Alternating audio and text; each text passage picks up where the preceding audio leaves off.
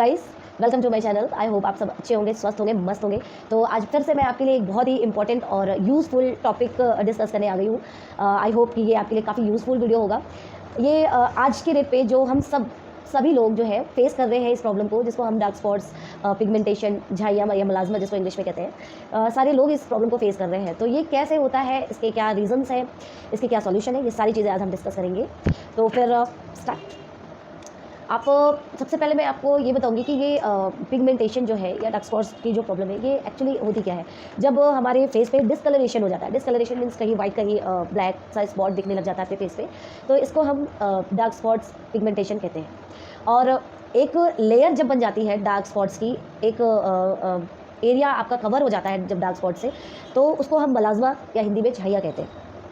तो झाइयाँ जो होती है ये आपके चेहरे के हाईलाइट प्लेस पे ज़्यादा उभर के दिखती है। ये हो तो कहीं भी सकता है, लेकिन जनरली मैक्सिमम जो है वो हाईलाइट प्लेसेस पे होता है। जैसे आपका ये चिकबोन होता है, नोज़ हो गया, आपका फॉरहेड हो गया, ये आपका चिन हो गया, इस प्लेस पे वो ज़्यादा हाईलाइट होता है। जैसे जो आपकी स्किन का ऑयल प्रोड्यूस जिस प्लेस पे ज़्यादा होता है, उस जगह पर ये मलाज़मा जो है वो ज़्यादा फैलता है। तो ये आपका मलाज़मा जो होता है या झाइयाँ जो होती है, ये किस रीज़न से होती है, डार्क स्पॉट्स किस रीज़न से हो जाते हैं, ये चीज़ें हम डिस्कस करते हैं पहले। तो इसके जो रीज़न्स हैं, उसमें रीज़न्स में सबसे बड़ा रीज़न, सबसे पहला रीज़न जो है वो आपका है सन डैमेज, यूवी रेज़। जो अल्ट्रावायलेट रेजेज़ है वो हमारी स्किन को बहुत बहुत बहुत ज़्यादा डैमेज करती है, हर तरीके से नुकसान पहुंचाती है। तो आप कोशिश क्या करें कि आप जब भी बाहर जाएँ बिना सनस्क्रीन अप्लाई किए ना जाएँ। एक स्कार्फ ऑफ कोर्स यूज़ करें, एक सनग्लास ज़रूर पहनें ताकि आपकी स्किन जो है वो प्रोटेक्टेड रहे। SPF 20 की जगह अगर आप 30-40 यूज़ करते हैं तो इट्स मच बेटर। और इसके अलावा जो है ये डार्क स्पॉट्स जो है या मलाज़मा जो है या पिगमेंटेशन जो है, इसके अलावा आपको और किस रीज़न से होता है, तो इसके और भी बहुत सारे रीज़न होते हैं। जैसे एजिंग फैक्टर होता है, एक एज के बाद हमारी जो स्किन के अंदर मेलानिन जो है वो ज़्यादा प्रोड्यूस होने लग जाती है, जिसकी वजह से स्पॉट्स जो है वो ज़्यादा उभरने लग जाता है हमारे फेस पर। उसके बाद जो आपके रीज़न्स हैं वो आपका, अगर आपकी लीवर में किसी भी टाइप की कोई प्रॉब्लम है, किसी भी टाइप का कुछ डिजीज़ है, तो उसका इफेक्ट भी आपके फेस पर पड़ता है। तो ये एक रीज़न हो गया। नेक्स्ट जो है वो आपका एक हार्मोनल इम्बैलेंस होता है। हार्मोनल इम्बैलेंस कब होता है? जब हम प्रेगनेंसी का जो हमारा टाइम होता है, मेनोपॉज का टाइम होता है, तो इस टाइम पर जो है हार्मोन्स जो है इम्बैलेंस हो जाते हैं। तो इस टाइम पर भी झाइयाँ जो है वो उभर जाती है फेस पर, हार्मोन्स की अनबैलेंसिंग की वजह से। ये है। उसके बाद आप डिहाइड्रेशन की वजह से भी होता है ये सारा चीज़। डिहाइड्रेशन की वजह से भी आपके चेहरे पे काफ़ी स्पॉट्स वगैरह दिखने लग जाते हैं। विटामिन B12 और आयरन की कमी की वजह से भी चेहरे पे स्पॉट्स वगैरह, दाग धब्बे, झाइयाँ वगैरह उभर जाते हैं। आप इसके लिए विटामिन C बिल्कुल अपने डाइट में शामिल करिए। विटामिन C और विटामिन A जो है वो स्किन के लिए बहुत अच्छा होता है, विटामिन E बहुत अच्छा होता है। तो आप इन सब चीज़ों को अपने डाइट में ज़रूर यूज़ करें। सैलेड खाएँ, फ्रूट्स खाएँ, कर्ड जो है वो ज़रूर खाएँ। गर्मियों के लिए तो छाछ और दही वगैरह बहुत अच्छा होता है, ज़रूर खाना चाहिए। उसके बाद ये तो आपके रीज़न्स हो गए जिस रीज़न से झाइयाँ या पिगमेंटेशन जो है वो उभर के आता है। इसके अलावा आप ये रीज़न जो है इनसे आप अपने आप को सेव कैसे कर सकते हैं, इसके बहुत सारे आपके पास होम टिप्स भी मैं आपको दूंगी अभी। और बहुत सारे इसकी क्रीम्स भी हैं, आप प्लीज़ नोट कर लें क्रीम्स के जो नेम मैं आपको बताऊंगी। बहुत अच्छी अच्छी क्रीम्स हैं जिससे 101% झाइयाँ जो है वो ख़त्म हो जाती है। एक एम कैफीन का ग्रीन टी फेस सीरम आता है, एम कैफीन का ग्रीन टी फेस सीरम, और इसी का सनस्क्रीन भी आता है, आप वो ज़रूर लगाएं। ये स्किन के लिए बहुत बहुत ही अच्छा वर्क करता है।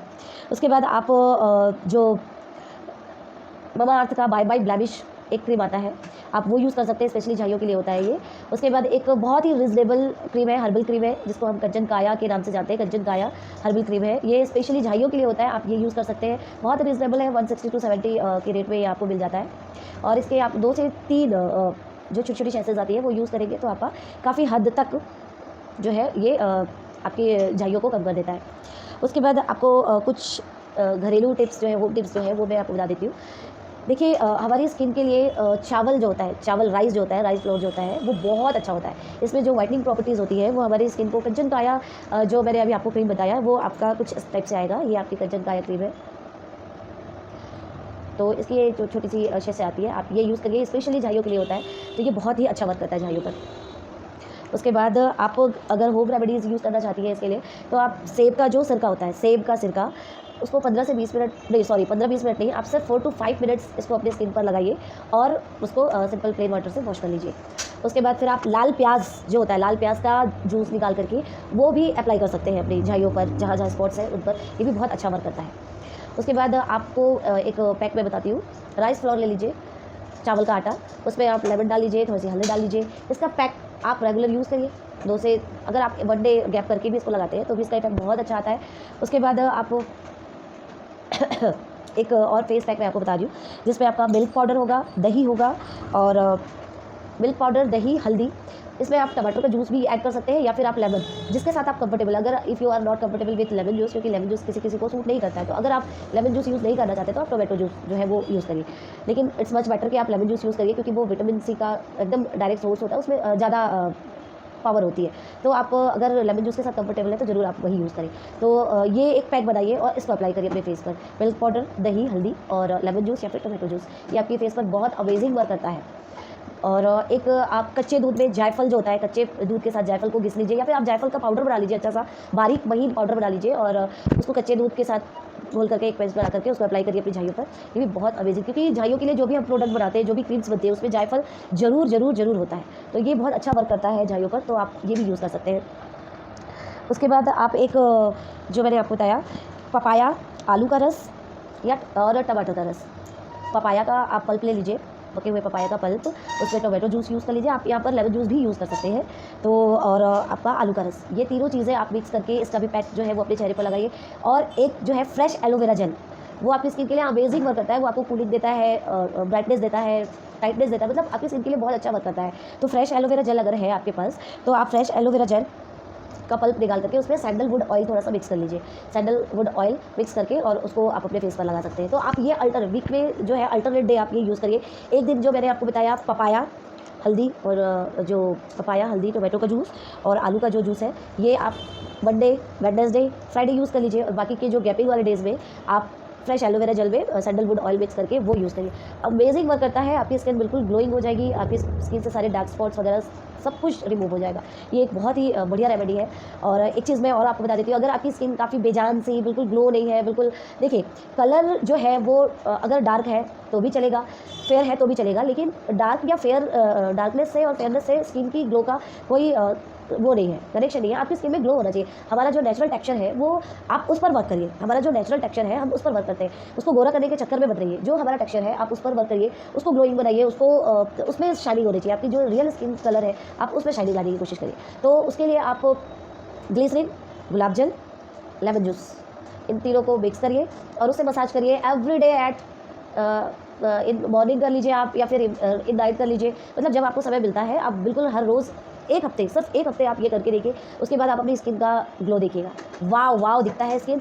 और मतलब आपको लगेगा कि हाँ मैंने अपने लिए कुछ किया अच्छा। इसके साथ और भी बहुत सारी रेमेडीज़ हैं, जैसे कॉफ़ी जो होता है वो बहुत अच्छा वर्क करता है हमारी स्किन के लिए। आप कॉफ़ी पाउडर को एलोवेरा जेल में मिक्स करके लगा सकते हैं, हनी में मिक्स करके लगा सकते हैं। मतलब आप मिक्स करके अपने फेस पर अप्लाई कर लीजिए, हैंड्स पे अप्लाई कर लीजिए और उसके बाद वॉश आउट कर लीजिए। ये भी ऑक्सीडाइज, मतलब इतना अच्छा सोर्स होता है हमारी स्किन को हर एक चीज़ प्रोवाइड करने का कि वाव। तो आप कॉफ़ी पाउडर भी अपने फेस पैक में इंक्लूड कर सकते हैं। जहाँ भी आप राइस फ्लोर और कॉफ़ी पाउडर यूज़ करेंगे आपकी स्किन ब्राइटनेस की तरफ भी जाती है, फाइटनेस की तरफ भी जाती है और ग्लो भी आता है। तो और विटामिन ई की कैप्सूल जरूर अपने पास रखें। विटामिन ई की कैप्सूल आप जो भी फेस पैक बनाते हैं, जो भी चीज़ें आप अप्लाई करते हैं अपने फेस पर, उसमें जरूर एक कैप्सूल ऐड कर लीजिए, उससे आपकी स्किन में शाइनिंग आएगी। ओके गाइस, तो आज के लिए इतना काफ़ी है। तो आप ये रेमेडीज़ यूज़ करिए और मुझे कमेंट में बताइए कि आपको कितना रिजल्ट मिला, आपको कैसा लगा। Okay, thank you.